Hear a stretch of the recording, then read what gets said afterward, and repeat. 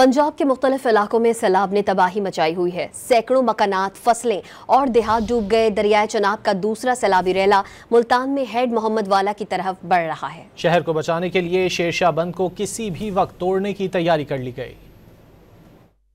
सैलाब पंजाब के मुख्तलिफ इलाकों में तबाही फैलाने लगा। दरियाए चनाब का दूसरा बड़ा सैलाबी रेला मुल्तान में हेड मोहम्मद वाला की तरफ बढ़ रहा है। इंतजामिया के मुताबिक शहर को बचाने के लिए शेरशाह बंद किसी भी वक्त तोड़ा जा सकता है। इलाके के दीगर बंदों की भी सख्त निगरानी की जा रही है। सैलाबी पानी में डूबे मकानात सैलाब की हौलनाकी बता रहे हैं। दुकान का शटर खोले खड़ा शख्स मुंतजिर था कि गाहक आएंगे, लेकिन वहाँ तो सैलाब आ गया। ननकाना साहब में सैलाबी पानी से मुख्तलिफ इलाके ज़ेरे आब आ चुके।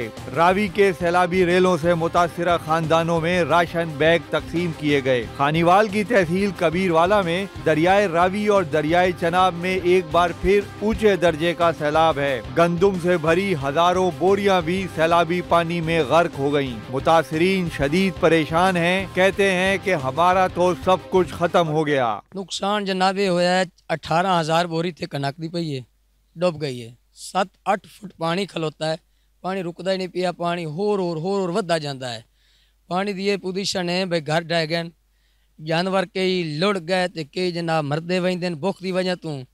पहले कुछ खाने पीने की बड़ी परेशानी आई। बहावल नगर में दरियाए सतलुज में सैलाबी रेले से मुतअद्दिद बस्तियां पानी की लपेट में आ गईं। साहिवाल में दरियाए रावी में ऊंचे दर्जे का सैलाब है। करीबी गांव खाली करा लिए गए। विहाड़ी में दरियाए सतलुज बिफर रहा है, बड़ा इलाका डूब गया। PDMA के मुताबिक पंजनद और दीगर मकामात पर ऊंचे दर्जे का सैलाब है।